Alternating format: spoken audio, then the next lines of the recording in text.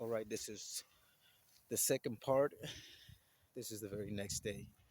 So what happened was I was 14 and my dad finally got us that really nice house. He was renting it, and that was the beginning of, or that was a continuation of my martial arts experience. Later on, when I was 18 years old, 17, 18, around there, 17, yeah, 18. I remember turning 18. I joined the Latin Kings. Now, I was always around the Latin Kings and I was always around MS-13. I was always around all those gangs as a kid growing up. But remember, to me, they were not gangs. They were just homies in the streets that, some way, somehow, they lost their ways. But bottom line, I joined the Nation. And when I joined the Nation, everything was beautiful. It was fun. It was everything that I expected and even more. Come on. Ivy, come here. Um, we went to parties. We had a couple of fights.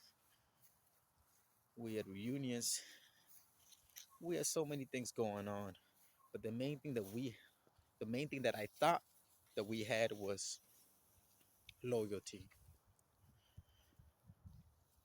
When you don't know who you are, when you don't know who you truly are, you're gonna always end up in the same situation, just in a different scenario. So I thought the homies were, like me, and I was the type of homie that would just die for the gang. Leave it to me. I got it. I'll take care of it. Anything that went down, my mission was to take care of it. Especially with those that I truly bonded with in the gang, in the Nation. So I found out that homies were not as loyal as I thought. I was young. I was really, really young. I was really naive. 17, 18, so on and so on. And I had close bonds, real close ties with this one homie. I'm not gonna say his name, but you know who you are. And this homie, he came from great parents. His mom was an immigrant from Bolivia, single mother, not a hoe. She was real old school. She worked, she studied. This woman would clean houses all day, every day. This woman was an honest woman, a true Latina woman. And this man, this young man, at that time he was also 17. He was my brother. He still, I haven't seen him in a while, but this young man, 17 at that time he was 17. He would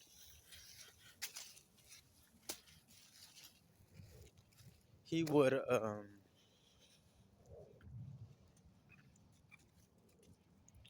he would go to school, come to my house, you know, we'll write songs, we'll freestyle, we'll make beats, we'll play games, we'll just do activities. We'll get on the Xbox, we'll play Halo. He was like a brother basically. Come here. And this man was cool, man. Bottom line, my homie at that time was also in the Nation with me. I met him before going into the Nation, and in a way, I brought him to the Nation. And he told me many times, "Don't ever go to the Nation. You'll lose my friendship throughout high school." But I was like, "Fuck it, I'm me." So I joined the Nation. I meet the members from the Nation. We would call them manitos, like our little brothers. Uh, I will meet the homies, and they will come. There will be Latin Kings from different chapters, from different parts of the states. Mostly it will be New York. And when I met the Latin Kings in Maryland, who one of their main homies, their big homies, you know, homies from headquarters, OG homie, that he pretty much he was the one that brought that chapter to Maryland, and he's from New York. Later on, we ended up finding that he was a snitch. He worked for the feds, whatever, whatever. Um, so when I met the Kings for the first time, I met him with my homie Bolivia,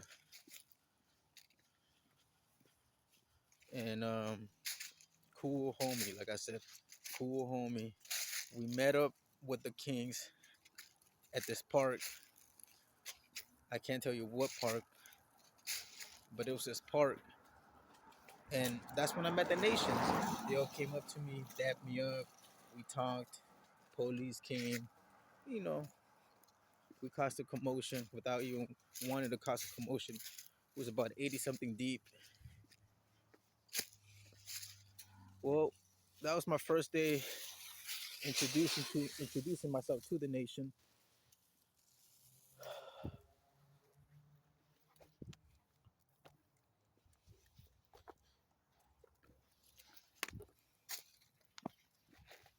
Come here.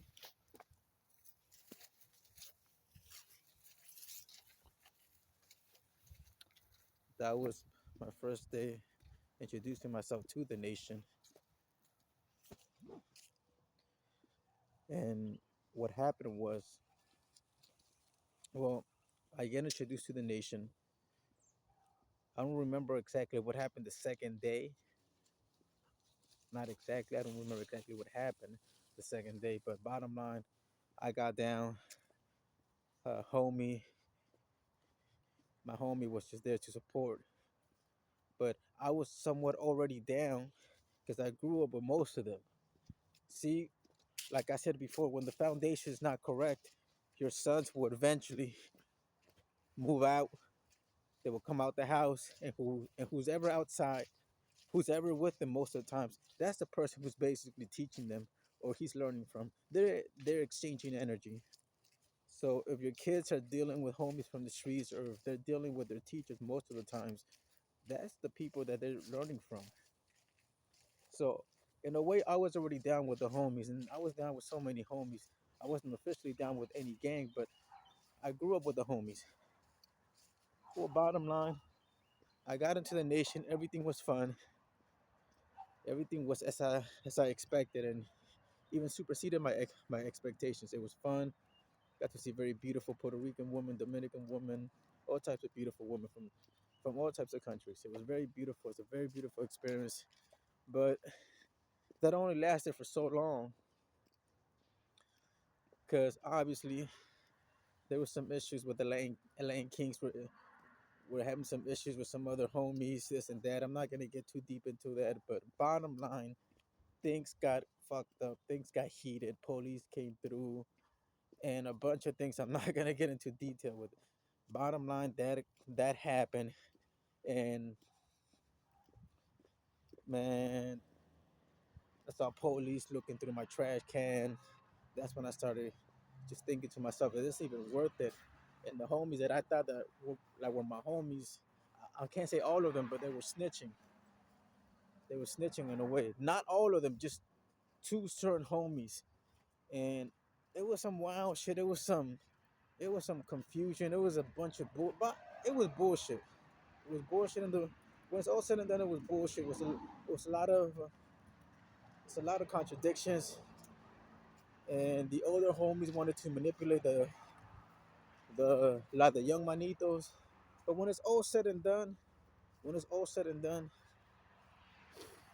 I just had to, I had to just, I had to do me. I just had to just stay away.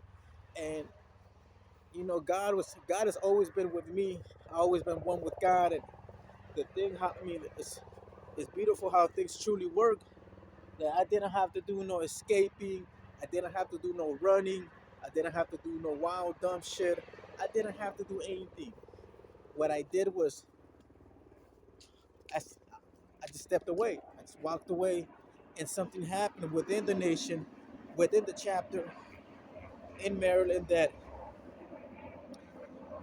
little by little, it was the system within the nation was being broken. It was infiltrated by by a snitch, by a Fed. Bottom line, they got one of the main homies, King Pun, who I don't know his business, so I'm not gonna talk about him as business like that. But bottom line, he got locked up. He went to prison, and he was the main homie, in Maryland. He was big homie, and I was a young one. I was a puppy, so I'm talking about I was 17, 18. So I realized that a lot of sketchy shit was going on. I can't blame anybody, man. When it's all said and done, I took action, and I stepped away because I knew that there was no loyalty. It was God works in mysterious ways. Little by little, I stepped away. Stepped away. And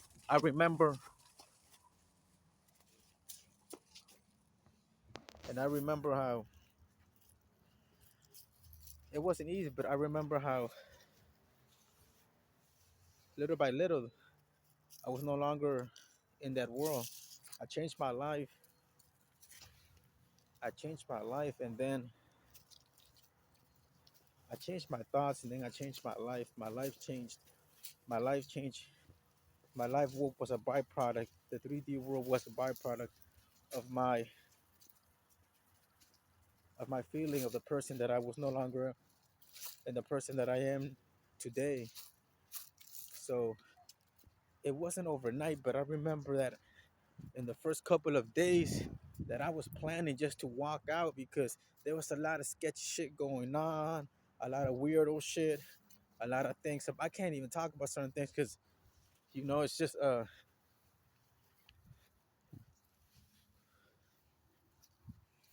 wasn't I don't know all the facts, but I just can't talk about certain things. But it was a lot of things that women were getting harmed, and I don't like when women get harmed. I don't like when you put other people's freedom on the line and have and then justify it because it was for the nation. And when the nation's not paying you no money, it's not paying you the bills, there's no justification for sending a man to jail for something that he didn't do. Bottom line,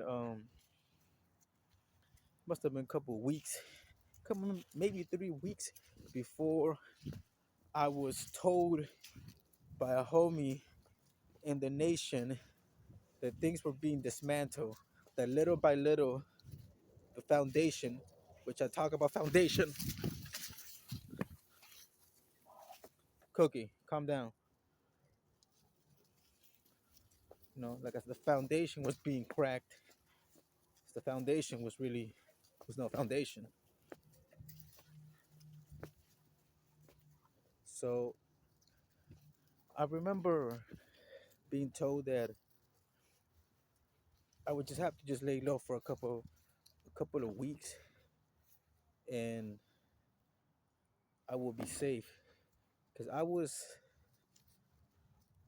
not so much afraid, but I was concerned for the safety of my family. I was young. I was not aware that everything I do affects my family, and not just affects my family, but affects the world. Because whatever I do right here affects the other side, and vice versa. So I was staying low. A lot of homies didn't really know where I lived. I was always one of them homies in the nation, in the squad, in the gang, and in any scenario, I was always the type of homie that I just kept it cool. I was the homie in the corner, quiet. I just did my own thing. So I remember the first couple of days, I stayed low, and I remember 3 weeks. 3 weeks went by, and a homie of mine came through, and he told me that there was a lot of things going on within the nation. That the big homies were setting up the young homies to sell cocaine and all these wild things that I was not aware. So stop. Hey, hey. Okay, okay. No, that's a boy. That's a boy. Come on,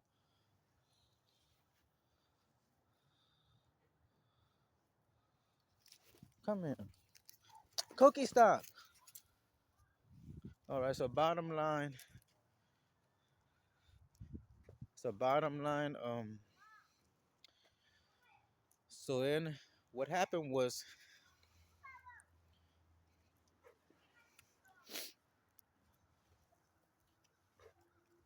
what happened was that.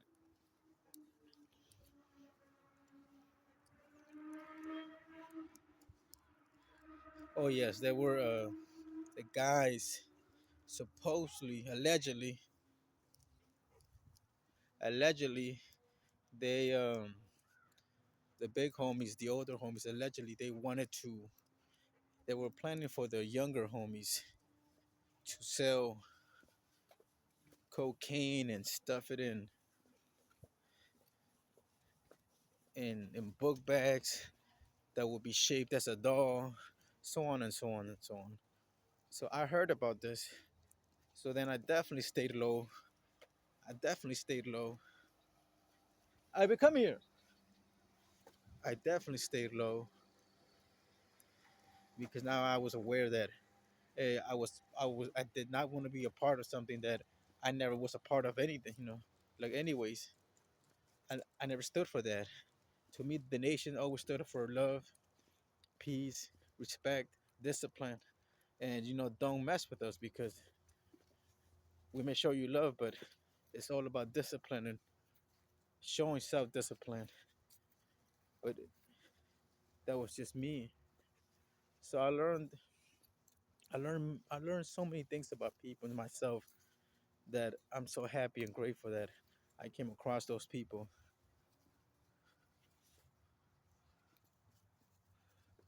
Yeah, but back to the story. I got aware that certain homies were planning to do that, and I also was aware that certain people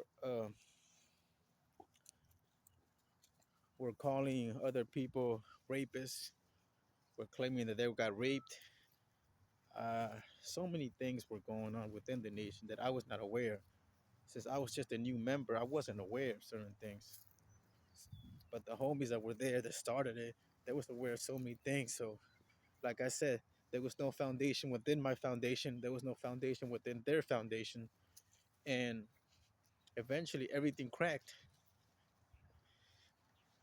Eventually everything cracked.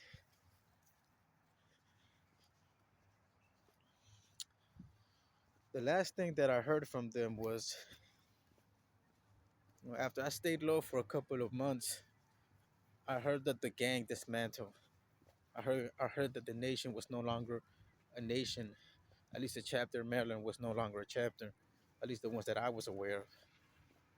I heard that the OGs got locked up, and that the main OG was a snitch, was a fed, and his job supposedly, allegedly, was for him to create chapters of new Latin kings, so then they can end up some way somehow leading them back to whoever's truly running things within the nation, some way somehow get the build new chapters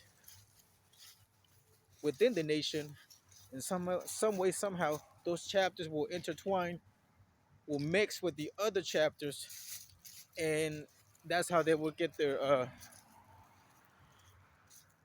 guess their snitches, their people, their feds, how they will infiltrate gangs, how they will infiltrate any nation is by becoming one of them and breaking them within. That was what I was told, allegedly. I was not there. I got the fuck out. See, I was not even aware.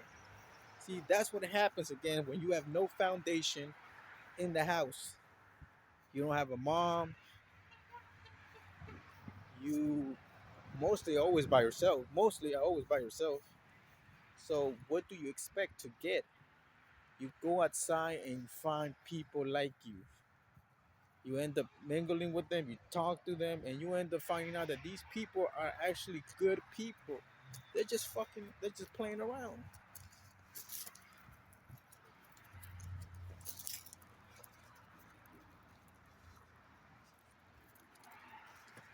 Cookie, come here.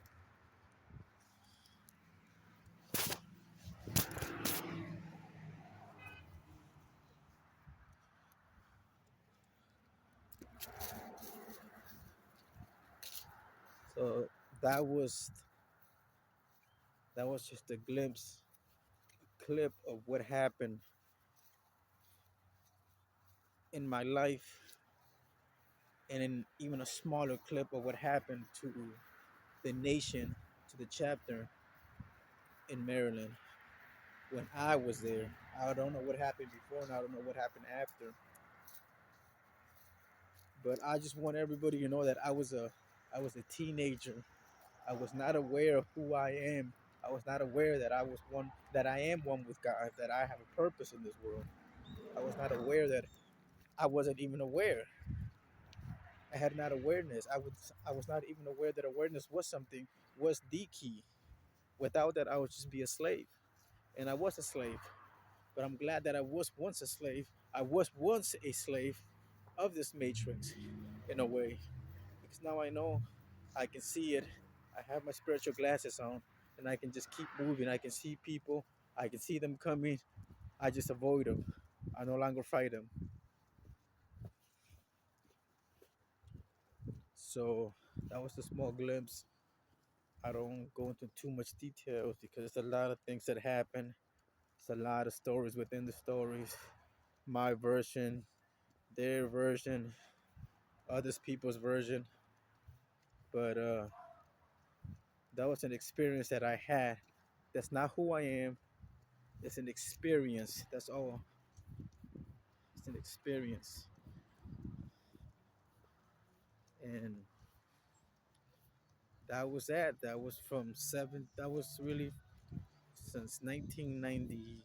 That was all my life because I've been around hood homies all my life. But the Latin Kings things happened since maybe 2004 or 5, all the way to, like, I met the homies in 2004 and 5, in the neighborhood.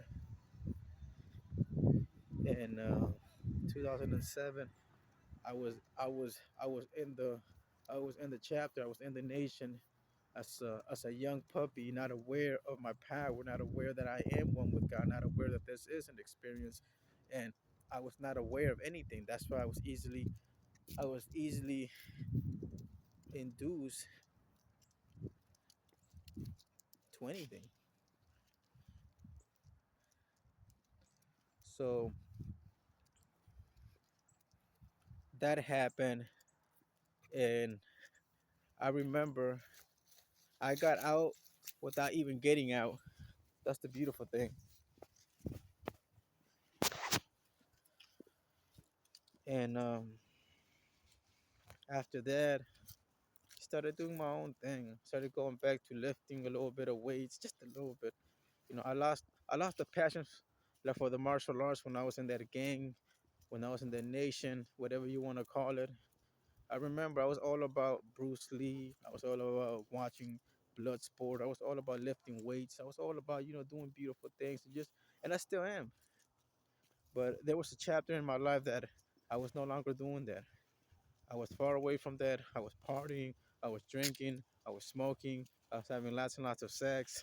I was doing a lot of music. I was rapping on beats. I was creating beats on on Fruity Loops, if I'm not mistaken. I would write my own songs. It was a beautiful experience. But I remember when I was turning 19, 20, I was in the house. I was just being a loser. I was just chilling. I would just walk and do my own things. I've been around dogs all my life, by the way. So I always had a dog with me. That's something I've always been grateful for, or some type of animal. Well, that happened, and I met this woman. Her name is Rosa, I remember I met this woman. I'm not gonna get too much into detail, but I met this woman through her cousin, through through her, through her cousin, my homie Joseph, who, man, funny dude, real homie, respect, very very respectful, hardworking man, respects and loves his family, but he's a goofy nigga. Joseph, yeah, Joseph is one of the best, man. Joseph is a great homie, man. He's like a brother. I love him. Well, bottom line, I met Joseph because, like I said, everything was already meant to be. Everything was already written.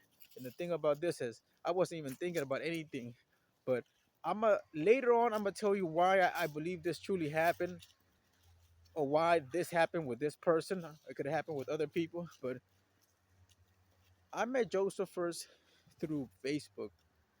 I don't know how, but we must have had this. I don't know how, but we probably were in the same group, and this was when Facebook started. And bottom line, I found that he was from Peru. We became friends on Facebook. Uh, if I'm not mistaken, I was selling a puppy at that time. And remember, I've been with dogs all my life. So some way, somehow, I told Joseph, or I posted it on Facebook, and then Joseph got it. I've never met Joseph. I've only talked to Joseph through Facebook. It's already been probably like 9 months I known homie, or maybe less.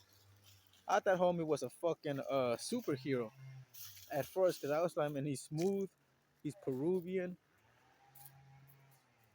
he can talk, he's chill. So what happened? So then I met Joseph. So then I spoke to Joseph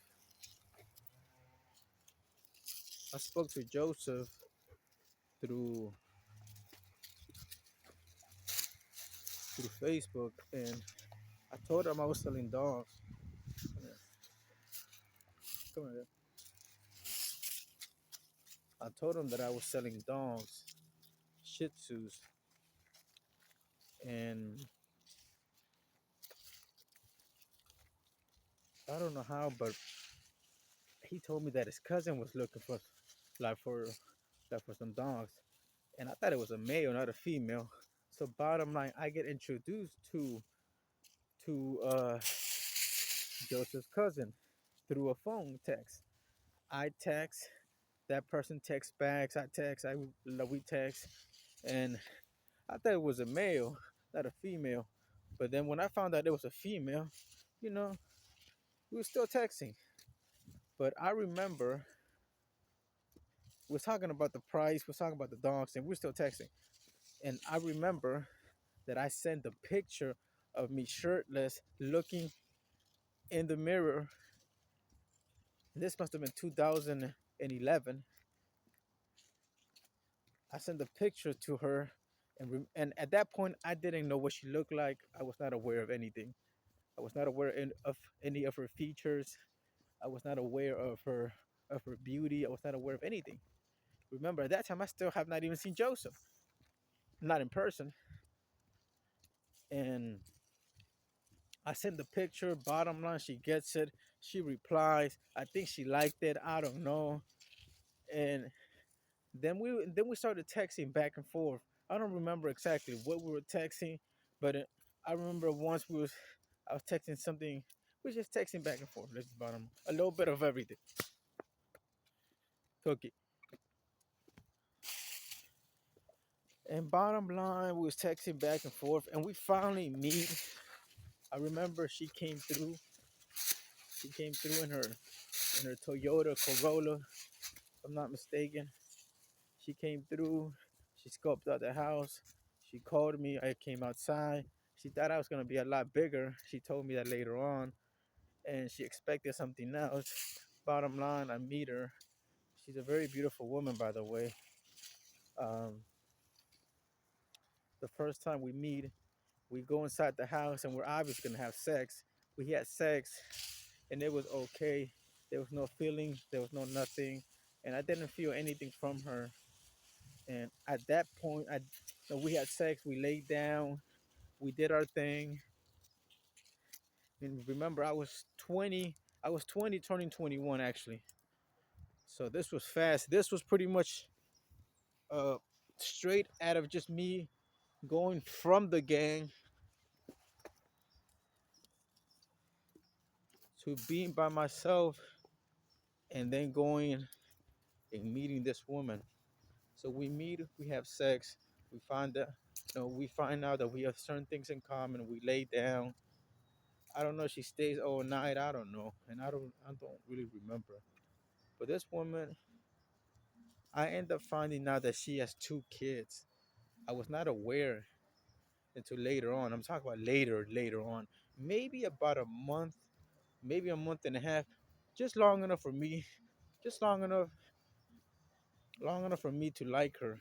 And then somehow, some way, somehow, we were.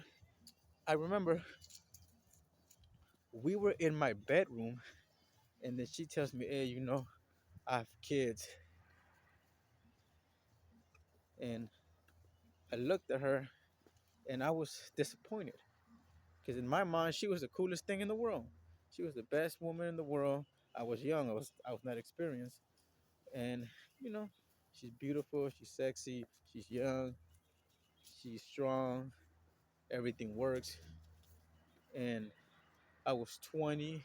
She was 26, and she tells me that she has two kids. I looked at her. This is after we have sex. And I looked at her. I looked at her disappointed. And bottom line, she tells me that she ends up telling me the story. She was young, the typical story. And this guy, took advantage of her. Typical story. Bottom line, she told me when we looked eye to eye, she looked at me. She was like, "You can't judge me because you don't know how it feels. You were not there." I looked at her, and bottom line, I had a connection with her. We both started crying at that moment. We we looked at each other dead in the eyes. We made a connection after she said that. We both cried. We kissed. We made love.